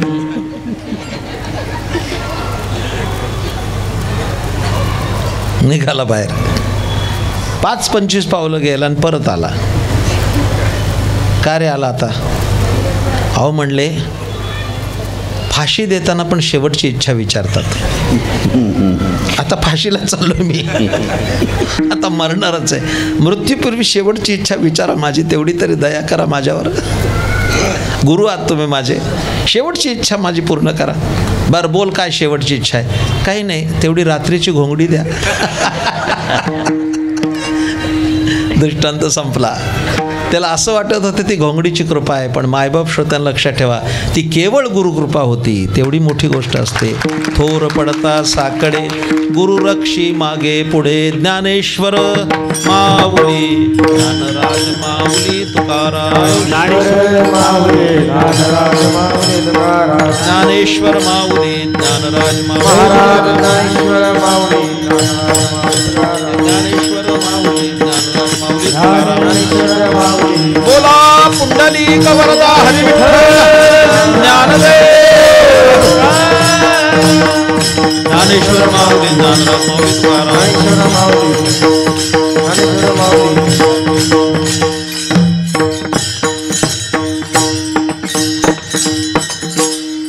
गुरु माता गुरु पिता गुरु आमची कुळदेवता, थोर पडता साकडे गुरु रक्षी मागे पुढे, काया वाचा आणि मन गुरुचरणीचं अर्पण एका जनार्दनी शरण एका जनार्दन गुरु एक जनार्दन थोर पडता साकडे गुरु रक्षी मागे पुढे.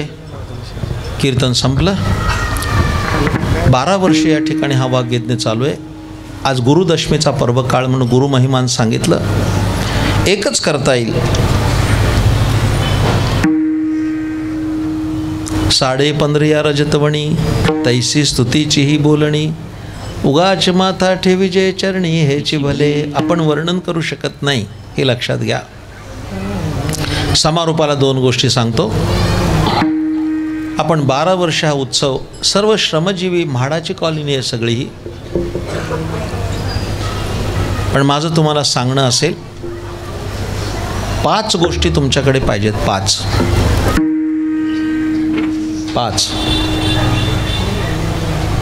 1. उत्तम प्रकृती. काय शिकाल? 1. उत्तम प्रकृती, सुदृढ असलं पाहिजे. दुर्दैवाने येणारी पिढी ही अत्यंत कृश आणि अशक्त आहे. उद्याचा भारत सशक्त व्हायचा असेल तर त्यांनी खूप बलसंवर्धन केलं पाहिजे. अनेक सामाजिक जाणीवा या व्यासपीठावरून सांगता येतील. भयानक अशा प्रदूषणाला आम्ही सामोरे जातोय.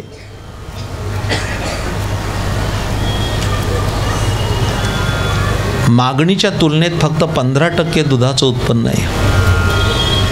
85% आम्ही काय पितोय.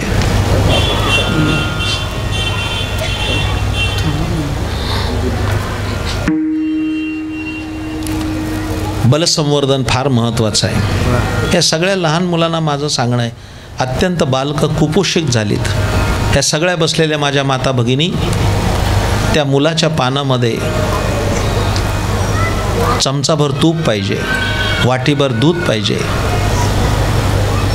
थोडंसं दही पाहिजे, लोण्याचा एखादा गोळा पाहिजे. तोंड वेंगाडून सांगायचं नाही, आमचा बंटी फक्त पिझ्झा खातो आणि बर्गरशिवाय नाश्ता करत नाही. हे काही भूषणाच्या गोष्टी नाही आहेत. माझी आजी 105 वर्ष जगली. जिजाबाई भ्रतार महिपतराव जगताप 105 वर्ष जगली. फक्त शेळीचं दूध आणि बाजरीची भाकरी खात होते. 105 वर्ष जगले. 105व्या वर्षी तिला चष्मा नव्हता, तांदूळ निवडत होती. आणि 8वीचं पोरगं आता जाड भिंगाचा चष्मा लावून कॉम्प्युटर बघतं. असं काय व्हायचं 85मध्ये? सुदृढ पाहिजे. पहिली गोष्ट आहे, सगळ्या माझ्या माता भगिनींना सांगेल, वयाच्या 15 वर्षे हाकला त्याला व्यायामशाळेत. उद्याचा भारत बलवान करायचा असेल तर. मी स्वतः वयाच्या 18 वर्षी 125 नमस्कार घालत होतो. समर्थाने गाव तिथं मारुती त्याकरता निर्माण केले. आम्ही आमच्या संततीचं संगोपन करताना विचार करत नाही आहोत. सुदृढ पिढी जन्माला आली पाहिजे. 1. उत्तम प्रकृती. 2. पुरेशी संपत्ती.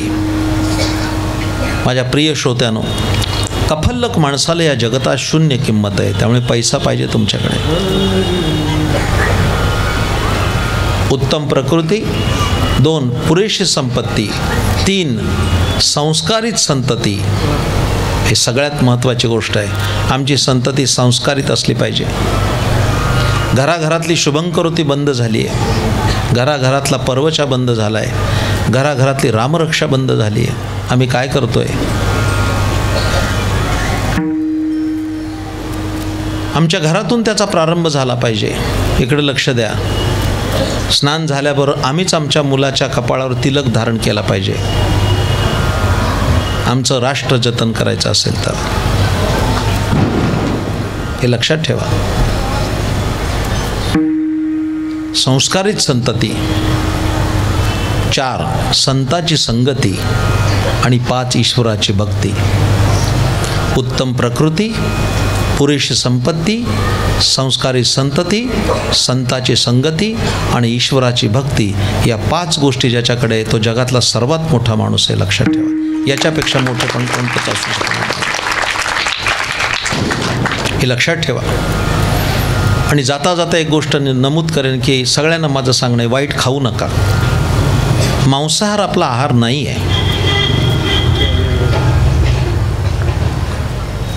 मला विस्ताराला खूप जागा आहे, पण मलाही लगेच प्रवास करायचा आहे.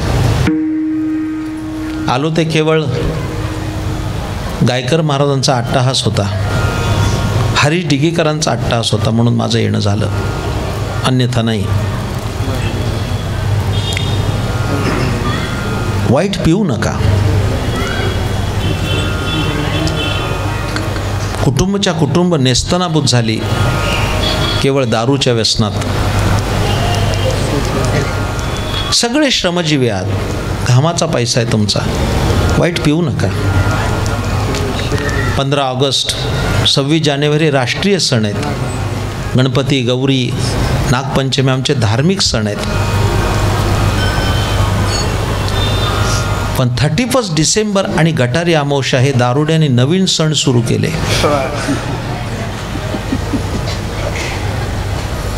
सगळ्या लोकसंस्कृतीचं वाटोळं केलं. आम्हाला द्रवाचा कंटाळा नाही, आम्हाला उपद्रवाचा कंटाळा आहे. मी सांगतोय सामाजिक जाणीव म्हणून सांगतोय. मागच्या 31 डिसेंबरला एक 23 वर्षाचा मुलगा पिला, दारू पिऊन मेला. आम्हाला दुःख नाही. आणि त्याची प्रेतयात्रा निघाली, त्या सगळी माणसं ढसाढसा रडत होते एकाच कारणासाठी, त्या नालायक मुलासाठी एका 19 वर्षाच्या मुलीला कपाळ पुसावं लागलं. हे सर्वात मोठं दुःख आहे, तुम्ही विसरू शकत नाही. लक्षात ठेवा. नको ती घाण खाऊ नका, वाईट पिऊ नका. अहो किती बुद्धिभ्रष्ट माणूस होतो, किती बुद्धिभ्रष्ट. एक कीर्तनात दारू पिऊन आला माझ्या. हे आता कीर्तन संपलंय माझं, हे सामाजिक जाणीवा सांगतोय. एक पिऊन आला, ते चोपदार असे असतात ना, ते त्याला हाकलत होते, जा तिकडं, इकडं येऊ नको महाराजांकडं. तो तिकडूनच आला ओरडत. मला महाराजांना प्रश्न विचारायचा आहे. बुद्धिभ्रष्ट झालेला माझ्या पायावर डोकं ठेवलं, त्याला त्या नशेत वाटलं इथं पाया पडावं लागतंय. आणि माझ्याकडे असा बघायला लागला. बघणंही विचित्र असतं, तुम्ही बघून बघा.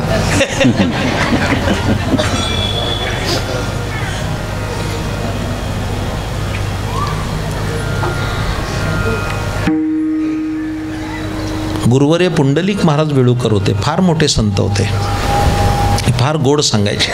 सातारचेच होते. इकडे सातारची फार माणसं आहेत, जवळपास पश्चिम महाराष्ट्र बराच आहे, मला माहिती आहे.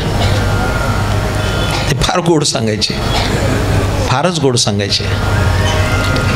मला तर वेळ नाही आहे सांगायला. बरं आलंय तोंडात तर सांगून जातो.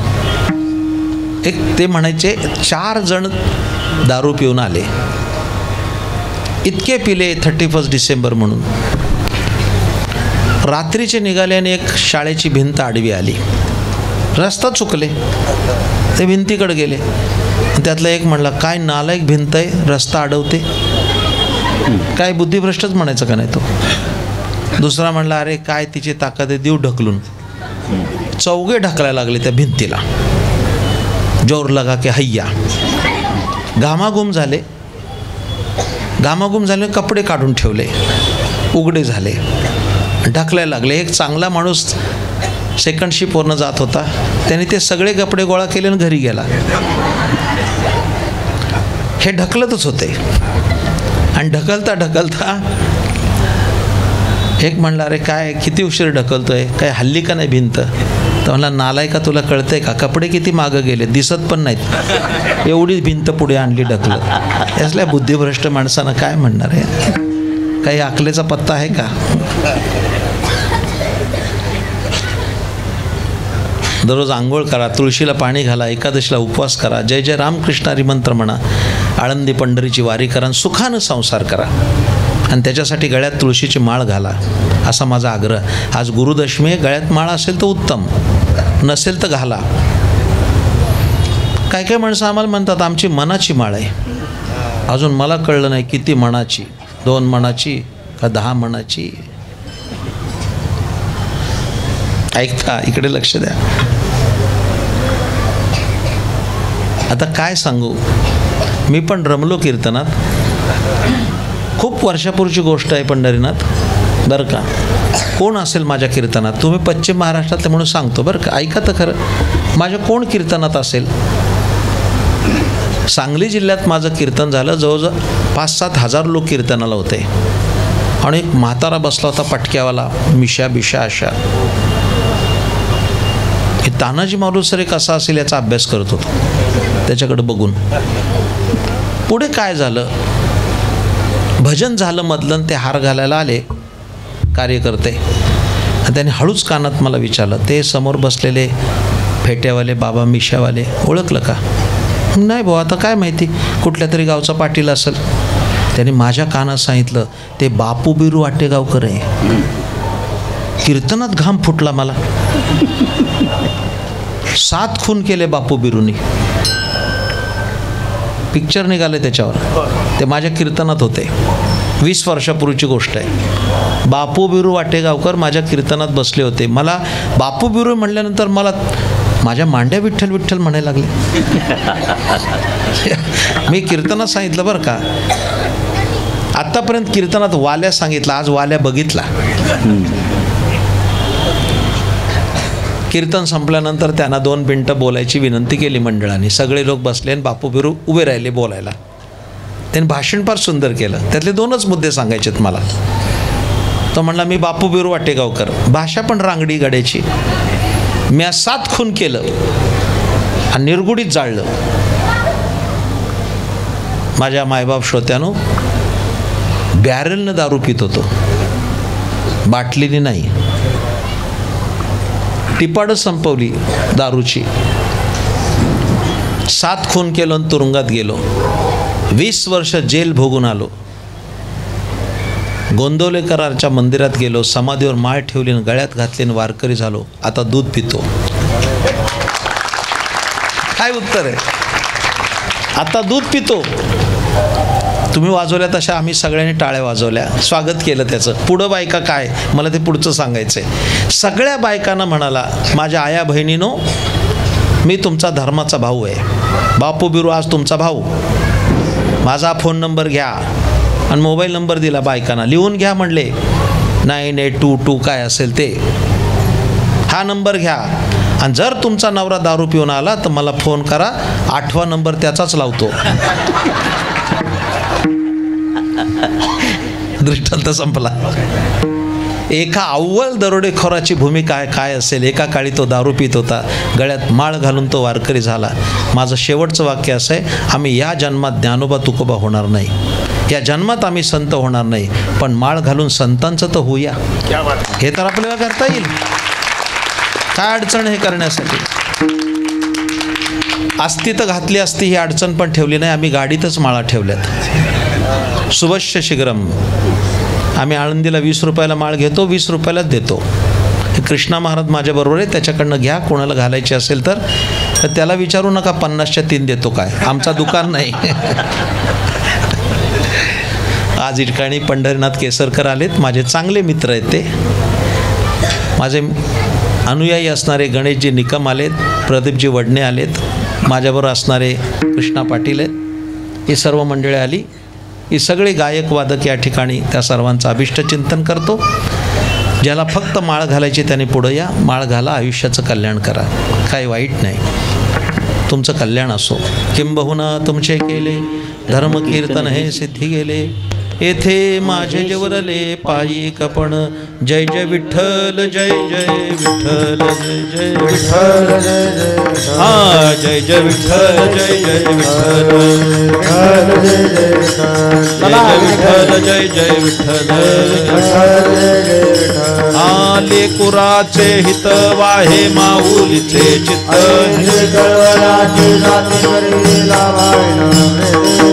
पोटभार वाहे त्याचे सर्वस्वई साहे. तुका म्हणे माझे तुम्हा संतावरी ओझे ज्ञानदेव